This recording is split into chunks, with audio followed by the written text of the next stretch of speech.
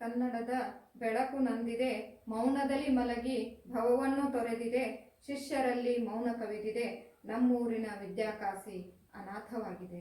ಬೇವೂರಿನ ಕುವೆಂಪು ಮಲಗಿರುವುದಿಲ್ಲಿ, ಗುರುವೇ ನಿಮ್ಮ ದರ್ಶನದ ಭಾಗ್ಯ ಇನ್ನೆಲ್ಲಿ, ಕಂಬನಿಯ ಮಿಡಿದಿದೆ ಶಿಷ್ಯ ಬಳಗವಿಲ್ಲಿ. ಕನ್ನಡದ ಬೆಳಕು ನಂದಿದೆ, ಶಿಷ್ಯಂದಿರ ಮನದಿ ಮೌನ ಕವಿದಿದೆ, ಮೌನದಲ್ಲಿ ಮಲಗಿ ಬೇವೂರನ್ನು ತೊರೆದಿದೆ, ಕನ್ನಡದ ಬೆಳಕು ನಂದಿದೆ. ಗುರುಗಳೇ, ನಿಮಗಿದು ಭಾವಪೂರ್ಣ ನುಡಿ ನಮನ, ನುಡಿ ನಮನ, ನುಡಿ ನಮನ.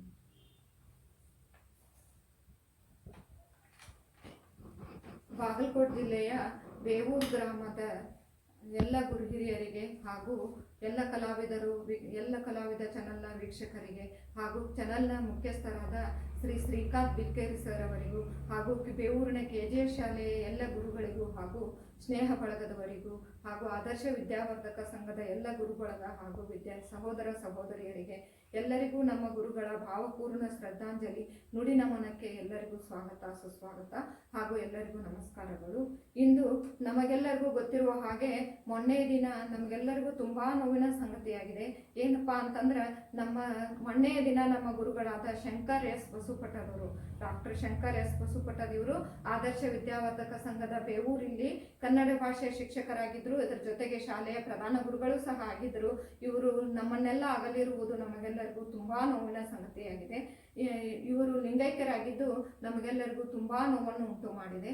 ಬಹುಶಃ ನಿಮ್ಗೆಲ್ಲರಿಗೂ ಗೊತ್ತಿರಬೇಕು, ಮಹಾತ್ಮರಿಗೆ ಮತ್ತು ಪೂಜ್ಯರಿಗೆ ನಾವೇನಂತೀವಿ ಅಂತಂದ್ರೆ ಲಿಂಗೈಕ್ಯರಾದ್ರು ಅಂತಂತೀವಿ. ಆದ್ರೆ ಇಲ್ಲಿ ನಾವು ನಮ್ಮ ಗುರುಗಳಿಗೆ ಯಾಕೆ ಲಿಂಗೈಕ್ಯರಾದ್ರು ಅಂತೀವಿ ಅಂತಂದ್ರೆ ಇವರು ಹಿರಿಯರು ಹೇಳ್ತಾ ಇದ್ರು 100 ವರ್ಷ ಅಥವಾ 1000 ವರ್ಷಕ್ಕೆ ಒಮ್ಮೆ ಮಾತ್ರ ಏನಪ್ಪಾ ಅಂದ್ರೆ ಭೂಮಿಯ ಪುಣ್ಯದಿಂದ ಮಹಾತ್ಮರು ಜನಿಸ್ತಾರ ಅನ್ನುವಂಥದ್ದು. ಅದೇ ರೀತಿ ಇಲ್ಲಿ ನಮ್ಮ ಶಂಕರ್ ಎಸ್ ಬಸುಪಟ ಗುರುಗಳು ಜನಿಸಿ ನಮ್ಮ ಶಾಲೆಯಲ್ಲಿ ನಮ್ಮೆಲ್ಲ ವಿದ್ಯಾರ್ಥಿಗಳನ್ನ ಹಾಗೂ ನಮ್ಮ ಆದರ್ಶ ವಿದ್ಯಾವರ್ಧಕ ಸಂಘವನ್ನ ಅವರು ಜನಿಸಿ ನಮ್ಮ ಶಾಲೆಯನ್ನ ವಿದ್ಯಾಕಾಸೆಯನ್ನಾಗಿ ಮಾಡಿರೋದ್ರಿಂದ ಇವರು ಲಿಂಗೈಕ್ಯರಾಗ್ಯಾರ ಅನ್ನುವಂಥದ್ದನ್ನ ನಾವೆಲ್ಲರೂ ಇಲ್ಲಿ ಹೇಳಲಿಕ್ಕೆ ಇಷ್ಟಪಡ್ತೀವಿ ಅನ್ನುವಂಥದ್ದನ್ನ ನಾನಿಲ್ಲಿ ಹೇಳ್ತೇನೆ. ನಮ್ಗೆಲ್ಲರಿಗೂ ನೋವಿನ ಸಂಗತಿ ಆದ್ರೂ ನೋವಿನ ಸಂಗತಿ, ನಾವೆಲ್ಲರೂ ಇದನ್ನ ಒಪ್ಪಿಕೊಳ್ಳಬೇಕು ಬಿಡ್ಬೇಕು ಅನ್ನುವಂಥ ಗೊಂದಲದಲ್ಲಿದ್ದೀವಿ. ಉತ್ತರದಲ್ಲಿ ಗಂಗೆ, ದಕ್ಷಿಣದಲ್ಲಿ ಸಿದ್ಧಗಂಗೆ ಎನ್ನುವಂತೆ ಶಿವಕುಮಾರ ಸ್ವಾಮಿಗಳಿಗೆ ನಡೆದಾಡುವ ದೇವರು ಅಂತ ನಾವೆಲ್ಲರನ್ನೂ ಕರಿತೀವಿ. ಆದ್ರೆ ಇಲ್ಲಿ ನಾವು ನಮ್ಮ ಗುರುಗಳಿಗೆ ನಾವಿಲ್ಲಿ ನಡೆದಾಡುವ ಶಬ್ದಕೋಶ, ನಡೆದಾಡುವ ನಿಘಂಟು ಅಂತ ನಾವೆಲ್ಲರೂ ಕರಿತೀವಿ ಎನ್ನುವಂಥದ್ದು. ಯಾಕಂದ್ರೆ ಅವರಲ್ಲಿ ಅಷ್ಟೊಂದು ಶಿವಕುಮಾರ ಸ್ವಾಮೀಜಿ ಹತ್ರ ಯಾವ ರೀತಿ ಪಾಂಡಿತ್ಯ ಇತ್ತು, ಅದೇ ರೀತಿ ನಮ್ಮ ಗುರುಗಳಲ್ಲಿಯೂ ಸಹ ಏನಿತ್ತಪ್ಪ ಅಂತಂದ್ರೆ ಕನ್ನಡದ ಬಗ್ಗೆ ಅಪಾರವಾದ ಪಾಂಡಿತ್ಯವಿತ್ತು. ಅದಕ್ಕೆ ನಾವೆಲ್ಲರೂ ಅವನನ್ನು ನಡೆದಾಡುವ ಕನ್ನಡದ ಕೋಶ ಅಥವಾ ನಿಘಂಟು ಅಂತ ಹೇಳಂದು ನಾವೆಲ್ಲರೂ ಕರಿತೀವಿ. ಇವರು ಶಿವಕುಮಾರ ಸ್ವಾಮೀಜಿಯವರು ಹೆಂಗ ಸರಳ ಸಜ್ಜನಿಕೆ ವ್ಯಕ್ತಿ ಆಗಿದ್ರು ಹಂಗ ನಮ್ಮ ಸರು ಸಹ ತುಂಬಾ ಸರಳವಾದ ವ್ಯಕ್ತಿ. ಇವರು ಒಂದು ವಿದ್ಯಾರ್ಥಿಗಳನ್ನ ನೋಡಿದ ತಕ್ಷಣ ಒಂದು ಸಣ್ಣ ಕಿರುನಗೆಯನ್ನು ನಕ್ಬಿಟ್ರು ಅಂತಂದ್ರ ನಮಗ ಮತ್ತು ಗುರುಗಳ ನಡುವೆ ಒಂದು ಆತ್ಮೀಯತೆ ಉಂಟಾಗ್ತಿತ್ತು ಅನ್ನುವಂಥದ್ದನ್ನ ನಾನು ಹೇಳ್ತೀನಿ. ನಮ್ಮ ಸಹೋದರರು ಮೊನ್ನೆ ನೆನಪಿಸಿಕೊಳ್ಳುವಂತೆ ಯಯಾತಿ, ಮಹಾಭಾರತ ಹಾಗೂ ತುಂಬಿದ ಕೊಡ ಎನ್ನುವಂತಹ ಒಂದು ಪಾಠವನ್ನ ನಾವು ಇವತ್ತಿಗೂ ನೆನಪಿಟ್ಕೊಂಡಿವಿ ಅಂತಂದ್ರ ನಮ್ಮ ಗುರುಗಳು ನಮಗೋಸ್ಕರ ಎಷ್ಟು ಮನಮುಟ್ಟುವಂತೆ ಪಾಠ ಮಾಡ್ತಾ ಇದ್ರು ಅನ್ನೋದು ನಮ್ಗೆ ಇದರಿಂದ ತಿಳಿದು ಬರ್ತೈತಿ ಎನ್ನುವಂಥದ್ದು. ಹೀಗೆ ನಮ್ಮಲ್ಲಿ ಜ್ಞಾನವನ್ನ ಹೆಚ್ಚಿಸ್ಲಿಕ್ಕೆ, ನಮ್ಮಲ್ಲಿ ಬುದ್ಧಿಮಟ್ಟವನ್ನ ಹೆಚ್ಚಿಸ್ಲಿಕ್ಕೆ ಅವರು ನಮಗ ಒಂದೊಂದ್ಸಾರಿ ಬೈತಾ ಇದ್ರು, ಒಂದೊಂದ್ಸಾರಿ ನಗಿಸ್ತಾ ಇದ್ರು, ಒಂದೊಂದ್ಸಾರಿ ಮನಮುಟ್ಟುವಂತೆ ಪಾಠ ಮಾಡ್ತಾ ಇದ್ರು. ತರಗತಿಯಲ್ಲಿ ಅವ್ರಿಗೆ ಪಾಠ ನಡೆದಾಗ ನಾವು ಕಂಪಾಸನ್ನ ಏನಾದ್ರೂ ಬಿಡಿಸಿದ್ವಿ ಅಂದ್ರ ಅವರಿಗೆ ಎಲ್ಲಿಲ್ಲರದಂತಹ ಕೋಪ ಬರ್ತಾ ಇತ್ತು. ಆದ್ರೆ ಒಂದು ಕ್ಷಣದಲ್ಲಿ ಆ ಕೋಪವನ್ನ ಮರೆತು ಅವ್ರೇನ್ ಮಾಡ್ತಿದ್ರು ಅಂದ್ರ ನಮ್ಮನ್ನೆಲ್ಲ ಪ್ರೀತಿಸಿ ಮತ್ತೆ ನಗಿಸಿ ತರಗತಿಯಿಂದ ಹೊರಗೆ ಹೋಗ್ತಾ ಇದ್ರು ಅನ್ನುವಂಥದ್ದು ನಮ್ಗೆಲ್ಲರಿಗೂ ತುಂಬಾ ಸಂತೋಷ ತರುವಂತ ಪ್ರೀತಿಯ ವಿಷಯವಾಗಿದೆ. ಅದ್ರ ಜೊತೆಗೆ ಅವ್ರು ಹೆಂಗ್ ಹೇಳ್ತಿದ್ರು ಬುದ್ಧಿ ಅಂದ್ರ ನಮಗ, ನೋಡ್ರಿ ನಿಮ್ಗೆ ಈಗ ಗೊತ್ತಾಗಂಗಿಲ್ಲ, ನಾಳೆ ನೀವು ಮುಂದ ಗುರಿಯನ್ನ ಮುಟ್ಟು ಮುಂದ ನೀವು ಯಾವ್ದನ್ನು ನಾವು ಬೈದಿದ್ದನ್ನ ಎಲ್ಲ ನೆನೆಸ್ಕೊಂಡು ನಮ್ಮ ಗುರುಗಳು ಯಾಕೆ ಬೈತಿದ್ರು, ಅದರಲ್ಲಿ ಏನು ವಿಷಯ ಇತ್ತು ಅನ್ನುವಂಥದ್ದನ್ನ ನೀವು ನಿಮ್ ಗುರಿ ಮುಟ್ಟುವ ಒಂದು ಸಮಯದಲ್ಲಿ ನಮ್ಮನ್ನ ನೀವು ನೆನೆಸ್ಕೋತೀರಿ ಅನ್ನುವಂಥದ್ದನ್ನ ಅವ್ರು ಹೇಳ್ತಿದ್ರು. ಅದೇ ರೀತಿ ಈಗ ನಮ್ಗೆ ಹೆಂಗಾಗೈತಿ ಅಂತಂದ್ರ ನಾವು ಸಮುದ್ರದಿಂದ ಹೊರಗೆ ಬಿಟ್ಟಂತ ಮೀನು ಹೆಂಗ ತಡ್ಕಾಡ್ತೈತಿ, ಮಿಡ್ಕಾಡ್ತೈತಿ, ಉಸಿರಿಗೋಸ್ಕರ ಅದು ಹೆಂಗ್ ಬಡ್ದಾಡ್ತೈತಿ, ಆ ರೀತಿ ನಾವು ನಮ್ಮ ಗುರುಗಳನ್ನ ಕಳ್ಕೊಂಡು ಇವತ್ತು ಎಲ್ಲ ಶಿಷ್ಯ ಬಳಗದವರು ನಾವೇನ್ ಮಾಡ್ತಾ ಇದ್ದೀವಿ ಅಂತಂದ್ರ ನಮ್ಮ ಗುರುಗಳಿಗೋಸ್ಕರ ಹಂಬಲಿಸ್ತಾ ಇದ್ದೀವಿ, ಮಿಡಿತಾ ಇದ್ದೀವಿ ಎನ್ನುವಂಥದ್ದು ನಮಗೆಲ್ಲರಿಗೂ ತುಂಬಾ ನೋವಿನ ಸಂಗತಿಯಾಗಿದೆ.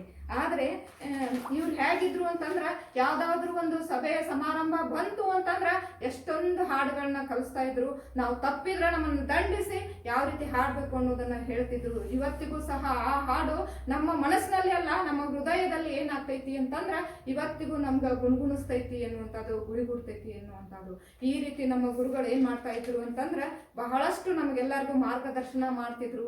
ನಮಗೆ ಕನ್ನಡವನ್ನ ಕಲಿಸಿ ನಾವು ಇವತ್ತ ಒಂದು ಎಷ್ಟೋ ಕವನಗಳನ್ನ, ಕಥೆಗಳನ್ನ, ಬುಕ್ಗಳನ್ನ ಬರೀಲಿಕ್ಕೆ ಮಾದರಿಯಾಗಿ ನಮಗೆ ಅವರು ಮುಂದೆ ನಿಂತು ಇವತ್ತಿಗೂ ನಮ್ಗೆ ಮಾರ್ಗದರ್ಶನ ಮಾಡ್ತಾರ ಅನ್ನೋಷ್ಟರ ಮಟ್ಟಿಗೆ ನಮಗೆ ಕನ್ನಡವನ್ನ ಅವರು ಕಲಿಸಿ ಕೊಟ್ಟಾರ ಅನ್ನೋದು ನಮಗೆಲ್ಲರಿಗೂ ತುಂಬಾ ಹೆಮ್ಮೆ ತರುವಂತಹ ವಿಷಯ ಆಗೈತಿ ಎನ್ನುವಂಥದ್ದು. ಇಲ್ಲಿ ನಾವು ಈಗ ನಮ್ಮ ಗುರುಗಳಿಗೆ ನಾವು ಹಾಡಿನ ಮುಖಾಂತರವಾಗಿ ಗುರುಗಳು ಎಷ್ಟೊಂದು ಹಾಡನ್ನ ಕಲಿಸಿಕೊಟ್ಟಿದ್ರು. ಅದರಲ್ಲಿ ಅವರೇ ಕಲಿಸಿದ ಒಂದು ಹಾಡನ್ನ ಅವರಿಗೆ ಭಾವಪೂರ್ಣವಾಗಿ ನಾನು ಒಂದು ಸಲ್ಲಿಸಲಿಕ್ಕೆ ಅರ್ಪಣೆ ಮಾಡ್ಲಿಕ್ಕೆ ಇಚ್ಛಿಸ್ತೀನಿ. ಅದು ಯಾವ್ದು ಹಾಡು ಅಂತಂದ್ರೆ, ನಾನು ಹಾಡುಗಾರಳಲ್ಲ, ಆದ್ರೆ ಇಲ್ಲಿ ನಮ್ಮ ಗುರುಗಳಿಗೋಸ್ಕರ ಸಮರ್ಪಣೆ ಮಾಡೋದಕ್ಕೋಸ್ಕರ ಒಂದೆರಡು ಸಾಲಿನ ಹಾಡನ್ನ ಹೇಳೋದಕ್ಕೆ ಇಷ್ಟಪಡ್ತೀನಿ. ಪ್ರಕೃತಿಯೇ ಗುರು ಗಗನವೇ ಲಿಂಗವು ಎನ್ನುವಂಥದ್ದು. ಪ್ರಕೃತಿಯೇ ಗುರು ಗಗನವೇ ಲಿಂಗವು ಜಗವೇ ಕೂಡಲ ಸಂಗಮ, ಹುಡಿಯೇ ಭಸ್ಮವು ಹುಲ್ಲೆ ಪತ್ರಿಯು ಜಡವಿದೆಲ್ಲವೂ ಜಂಗಮ, ಉಣಿಸಿ ಉಣ್ಣುವ ಭಾವ ಭಕ್ತಿಯು ಒಲ್ಲೆ ನೆನೆಸುವ ವಿರಕ್ತಿಯು, ಕೂಡಿ ಕಲೆಯುವ ಕೂಡಿ ಬೆಳೆಯುವ ಕೂಡಿ ಹೊಂದುವ ಮುಕ್ತಿಯ. ಪ್ರಕೃತಿಯೇ ಗುರು ಗಗನವೇ ಲಿಂಗವು ಜಗವೇ ಕೂಡಲ ಸಂಗಮ, ಹುಡಿಯೇ ಭಸ್ಮವು ಹುಲ್ಲೆ ಪತ್ರಿಯು ಜಡವಿದೆಲ್ಲವೂ ಜಂಗಮ. ಹೀಗೆ ನಾವೆಲ್ಲರೂ ಪ್ರಕೃತಿಯನ್ನ ಯಾವ ರೀತಿ ನಾವು ಪ್ರೀತಿಸಬೇಕು ಅನ್ನುವಂಥದ್ದನ್ನ, ಸಹೋದರ ಸಹೋದರಿಯರ ಜೊತೆಗೆ ಹೊಂದಾಣಿಕೆಯನ್ನ ಯಾವ ರೀತಿ ಮಾಡ್ಕೋಬೇಕು, ನಾವು ಮತ್ತೊಬ್ಬರಿಗೆ ಉಣಿಸ್ಬೇಕು, ನಾವು ಉಣ್ಬೇಕು, ಎಲ್ಲ ರೀತಿಯ ಸಹಕಾರವನ್ನ ಜೀವನದಲ್ಲಿ ಯಾವ ರೀತಿ ಮಾಡಬೇಕು, ಕೂಡಿ ಹೊಂದಿ ನಾವು ಮುಕ್ತಿಯನ್ನ ಯಾವ ರೀತಿ ಪಡೆಯಬೇಕು ಅನ್ನುವಂಥದ್ದನ್ನ ನಮ್ಮ ಗುರುಗಳು ತುಂಬಾ ಚೆನ್ನಾಗಿ ನಮಗೆ ಕಲಿಸ್ಕೊಟ್ಟಿದ್ರು. ಅಂದ್ರ ಅವ್ರು ಕಲಿಸಿದ ಹಾಡಿನಲ್ಲಿಯೂ ಸಹ ಅಷ್ಟೊಂದು ಅರ್ಥ ಇರ್ತಕ್ಕಂಥ, ಅರ್ಥಗರ್ಭಿತವಾಗಿರ್ತಕ್ಕಂಥ ಹಾಡುಗಳು ಇರ್ತಾ ಇದ್ವು ಅಂತ ಹೇಳಲಿಕ್ಕೆ ನಮಗೆ ತುಂಬಾ ಹೆಮ್ಮೆ ಅನಿಸ್ತೈತಿ. ಗುರುಗಳೇ ಅಗಲಿಕೆಯು ಯಾವತ್ತೂ ಅನಿವಾರ್ಯ ಆಗೈತಿ. ಅದು ಯಾರನ್ನೂ ಬಿಟ್ಟಿಲ್ಲ, ಅದ್ರ ಜೊತೆಗೆ ನಮ್ಮನ್ನು ಬಿಡುವುದಿಲ್ಲ, ನಿಮ್ಮನ್ನು ಬಿಟ್ಟಿಲ್ಲ. ಆದ್ರೆ ಈಗ ನೀವು ಹೋಗ್ಬರಿ ಗುರುಗಳೇ, ಆದ್ರೆ ಮುಂದೆ ಒಂದು ದಿನ ನೀವು ಮತ್ತೆ ನಮ್ಮ ಶಾಲೆಗೆ ನೀವು ಶಿಕ್ಷಕರಾಗಿ ಹುಟ್ಟಿ ಬಂದು ಮುಂದಿನ ನಮ್ಮ ಶಾಲೆಯಲ್ಲಿರ್ತಕ್ಕಂಥ ನಮ್ಮ ಶಾಲೆಯಲ್ಲಿ ಮುಂದೆ ಬರ್ತಕ್ಕಂಥ ವಿದ್ಯಾರ್ಥಿಗಳೆಲ್ಲರನ್ನ ನೀವು ಏನ್ ಮಾಡ್ಬೇಕು ಅಂದ್ರೆ ಮಾರ್ಗದರ್ಶನ ಮಾಡಿ ಮತ್ತೆ ನೀವು ಹುಟ್ಟಿ ಬಂದು ನಮ್ಮ ಶಾಲೆಯನ್ನ, ನಮ್ಮೂರನ್ನ ಮತ್ತೆ ಬೆಳಗಿಸಬೇಕು. ಕನ್ನಡವನ್ನ ನೀವು, ಕನ್ನಡ ನುಡಿಸಿರಿಯನ್ನ ನೀವು ಹೆಚ್ಚಿಸಿ ನಮ್ಮ ಶಾಲೆ, ನಮ್ಮೂರು ಹಾಗೂ ನಮ್ಮ ಕರ್ನಾಟಕದಲ್ಲಿ ಕನ್ನಡದ ಹಿರಿಮೆಯನ್ನ ನೀವು ಯಾವತ್ತೂ ಹೆಚ್ಚಿಸಬೇಕು ಅನ್ನುವಂಥದ್ದು ನಮಗೆ ನಮಗೆ ತುಂಬಾ ಇಷ್ಟವಾದ ವಿಷಯವಾಗಿದೆ ಇದು. ಆದ್ರೆ ನಾವು ಹೇಗಾಗಿದ್ದೀವಿ ಇವತ್ತ ಅಂತಂದ್ರ ಕರ್ಯಾಕೋಡ್ ಸರು, ಹರಬಲ್ ಸರು, ಹೊರಗಿನ ಮನಿ ಸರು, ನಾಯಕ್ ಸರು, ಹೀಗೆ ಎಲ್ಲ ಗುರುಬಳಗವನ್ನ ನಾವು ಕಳ್ಕೊಳ್ತಾ ನಾವು ತುಂಬಾ ಅನಾಥರಾಗ್ತಿದ್ದೀವಿ ಎನ್ನುವಂತ ಭಾವನೆ ನಮ್ಮೆಲ್ಲ ಶಿಷ್ಯರಲ್ಲಿ ಮೂಡ್ತಾ ಇದೆ. ನಾವು ಯಾವತ್ತು ನಾವು ಗುರುಗಳನ್ನ, ಇಷ್ಟೊಂದು ಗುರುಗಳನ್ನ ನಾವು ಕಳ್ಕೊಂಡು ನಾವು ಮುಂದೆ ಅನಾಥರಾಗಿ ನಮಗೆ ಮಾರ್ಗದರ್ಶನ ಮಾಡೋರು ಯಾರೂ ಇಲ್ಲ ಅನ್ನುವಂತ ನಾವು ನಮ್ಮನ್ನು ಯಾವತ್ತೂ ಅದು ಬಿಡೋದಿಲ್ಲ.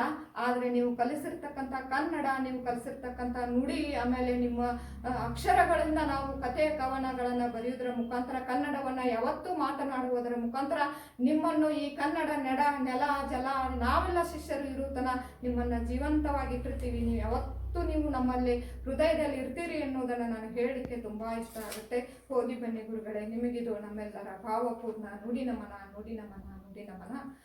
ಇಲ್ಲಿ ನುಡಿ ನಮನವನ್ನ ಎಲ್ಲ ಕಲಾವಿದರು ಚಾನಲ್ನಲ್ಲಿ ಮಾತನಾಡಲು ಅವಕಾಶ ಕೊಟ್ಟ ಶ್ರೀಕಾಂತ್ ಬಿಲ್ಕೇರಿ ಸರ್ ಅವರಿಗೂ ಹಾಗೂ ವೀಕ್ಷಕರು ಎಲ್ಲರಿಗೂ ಹಾಗೂ ನಮ್ಮೆಲ್ಲ ಗುರುಗಳಿಗೂ ನಮಸ್ಕರಿಸುತ್ತಾ ಈ ಭಾವಪೂರ್ಣ ನಮನವನ್ನ ನಮ್ಮೆಲ್ಲ ಗುರುಗಳಿಗೆ ಅರ್ಪಿಸುತ್ತಾ ನನ್ನ ಒಂದೆರಡು ಮಾತನ್ನು ಮುಗಿಸುತ್ತೇನೆ. ಹೋಗಿ ಬನ್ನಿ ಗುರುಗಳೇ, ಕನ್ನಡದ ಬೆಳಕು ನಂದಿದೆ, ಮೌನದಲ್ಲಿ ಮಲಗಿ ಭವವನ್ನು ತೊರೆದಿದೆ, ಬೇವೂರನ್ನು ತೊರೆದಿದೆ, ಬೇವೂರಿನ ವಿದ್ಯಾಕಾಸಿ ಇಲ್ಲಿ ಅನಾಥವಾಗಿದೆ.